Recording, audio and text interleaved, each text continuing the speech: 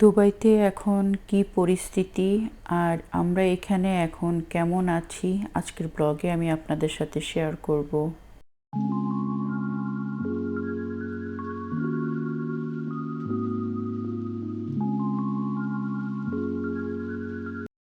আসসালামু আলাইকুম, কেমন আছেন সবাই?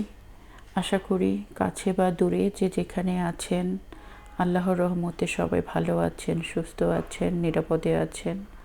আলহামদুলিল্লাহ, আমরাও ভালো আছি।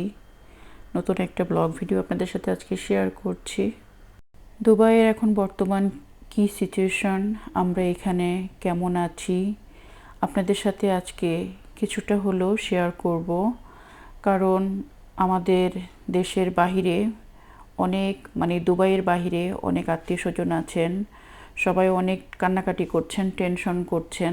ভাবলাম আমার এই ভিডিওর মাধ্যমে সবাইকে জানাই যে আলহামদুলিল্লাহ এখন পর্যন্ত আমরা ভালো আছি, ঠিকঠাক আছি। আমরা দুবাইয়ের বিভিন্ন খবরের মাধ্যমে শুনছি সরকার যেসব মিসাইল ড্রোনগুলো ইরান থেকে মারা হচ্ছে সেগুলো এরা প্রতিহত করছে, নষ্ট করছে।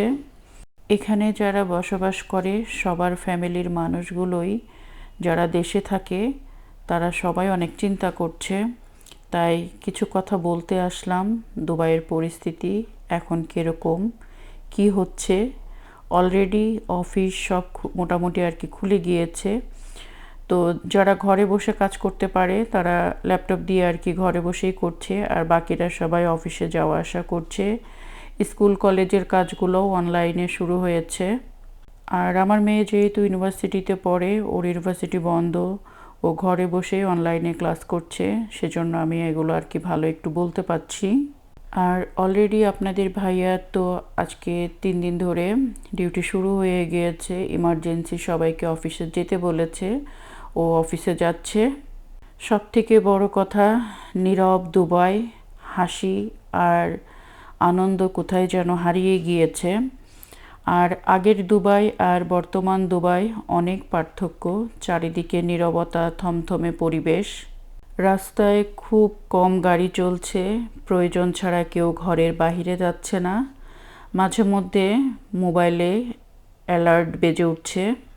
তার মধ্যেও জীবন জীবিকার কাজে অনেককেই বাইরে যেতে হচ্ছে। আর যাদের সুবিধা আছে ঘরে বসে কাজ করার, তাই অনেকেই আছেন ঘরে বসে অফিসের কাজগুলো করার চেষ্টা করছে।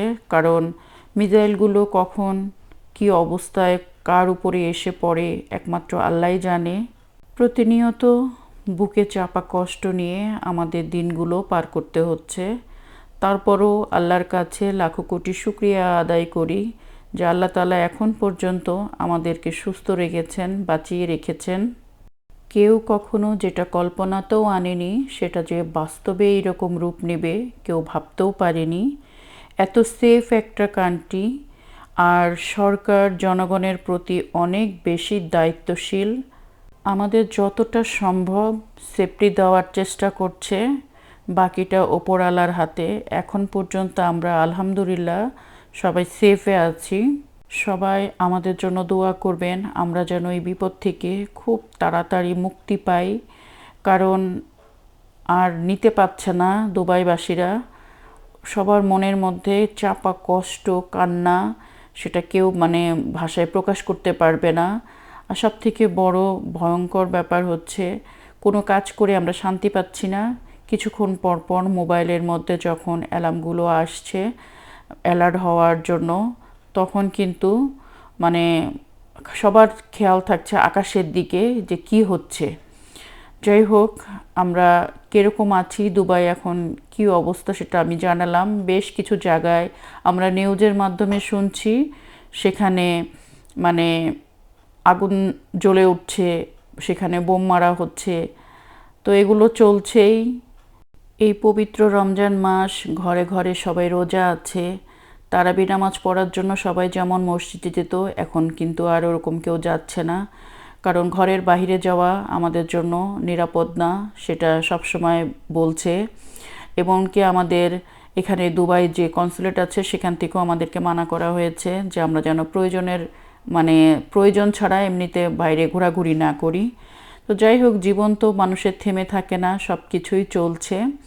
তো আমি আজকে ইফতারির জন্য খুবই মন খারাপ। তার মধ্যেও যেহেতু রোজা আছে, বাসায় সবাই আমরা রোজা আছি, তো আমি একটু ব্রেড নিয়ে এসেছিলাম নিচের থেকে। তো সেই ব্রেড দিয়ে আমি একটু স্যান্ডউইচের মতো তৈরি করে নিচ্ছি। কারণ বেশি ইফতারি ভাজাভুজি করব, সেটা একটা মন মানসিকতা লাগে। নতুন নতুন ইফতারি সবাইকে তৈরি করে খাওয়াবো, সেজন্য একটা ভালো মন লাগে, শান্তি লাগে। আসলে মনে ওইরকম কোনো শান্তি নাই, সবসময় একটা আতঙ্ক কাজ করছে, ভয় কাজ করছে। আর সব থেকে কষ্ট লাগে যখন রাত হয়, রাত্রে কেউই ঘুমাতে পারছি না আমরা। এই রোজার মাসে সারাদিন রোজা থেকে আমরা সবাই মোটামুটি টায়ার্ড আর মানসিক একটা অশান্তিতে আছি। তার মধ্যে দেখা যায় সারাটা রাত জেগে থাকতে হয়। বিশ্বাস করবেন না, সারাটা দিন যেমন তেমন, রাত হলে অনেক ভয় করে আর আতঙ্ক কাজ করছে। মোটামুটি সবাই রাতে ঘুমায় না, জেগেই থাকে। 1-2 ঘন্টা পর পর মোবাইলে যখন সতর্কবার্তা আসে, তখন শুধু আকাশের দিকে তাকাতে হয় যে কোথায় কি হচ্ছে, আশেপাশে কোনো কিছু হচ্ছে কি না। এইভাবে চিন্তা করতে করতে সারাটা রাত পার হয়ে যায়। তারপরে সেহরি খাওয়ার পর নামাজ শেষ করে তখন বিছানায় আসি একটু চোখটা বন্ধ করতে।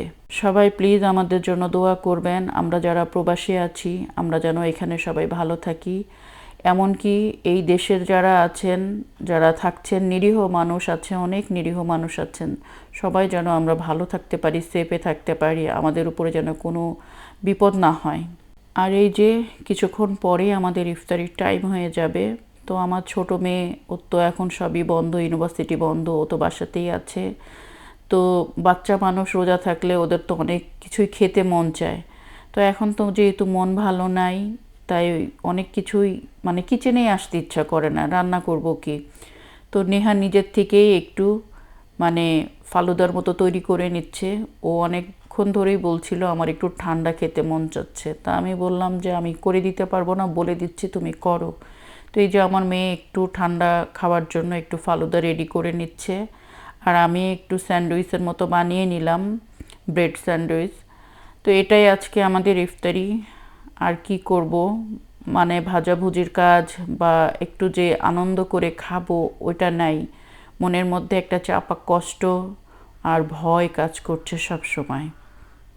জানি না আল্লাহ তাআলা আমাদেরকে কবে মুক্তি দিবেন। আল্লাহর কাছে সব সময় দোয়া করছি, আল্লাহ যত দ্রুত সম্ভব আপনি আমাদেরকে এই বিপদ থেকে রক্ষা করেন। একজনের জন্য 10 জনের কষ্ট, আমাদের অবস্থাটা ঠিক তাই হয়েছে। সবাই এখানে অনেক টেনশনে আছে, অনেক কষ্ট করছে। বিশেষ করে যারা একদমই গরিব মানুষ, লেবার ক্যাটাগরির আর কি, তাদেরকে রাতে ক্যাম্প থেকে বের করে দেওয়া হচ্ছে।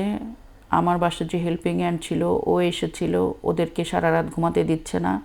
কারণ কখন ওদের উপরে মিসাইল পড়বে অ্যালার্ম বাজছে, ওদেরকে সাথে সাথে মাইকিং করে নিচে নামিয়ে দিচ্ছে, বলছে তোমরা থাকো। বলছে অনেক কষ্ট হচ্ছে ম্যাডাম, আমাদেরকে সারা রাত রাস্তায় দাঁড়িয়ে থাকতে হচ্ছে। আর দুবাই শহরে রাতে কিন্তু এখন অনেক ভালোই ঠান্ডা আছে। যাই হোক, আল্লাহ তাআলা সবাইকে হেফাজত করুক, সবার এই মুশকিল, এই বিপদ থেকে যেন রক্ষা করে, এই দোয়াটাই করি। এই রমজান মাসের ওসিলায় যত দ্রুত আল্লাহ যেন আমাদেরকে এই বিপদ থেকে রক্ষা করেন। তো সবাই আমাদের জন্য দোয়া করবেন বেশি বেশি করে। আমরা যারা প্রবাসী আছি, আমরা যেন ভালো থাকতে পারি, সুস্থ থাকতে পারি।